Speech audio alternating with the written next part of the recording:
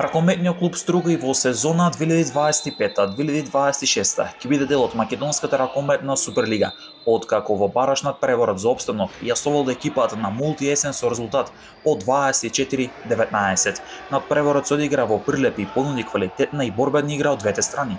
Тимот од Струга, кој ја заврши сезоната на петото место на плејаутот, успеа да искористи шансите преку бараш да го обезбеди својот суперлигашки статус и за следната сезона.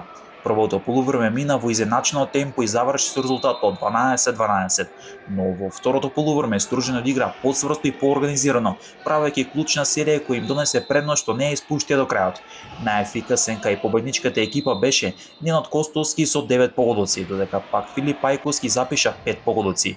Во редовите на екипата на Мултиесен се истакна Кристијан Гурмешевик со 6 погодоци. Со оваа победа ракометниот клуб Струга останал меѓу најдобрите ракометни клубови во земјата, додека Мултиесен се останала во првата ракометна лига во следната сезона и ќе мора да се обиде повторно следната сезона да се избори за пласман меѓу елитата.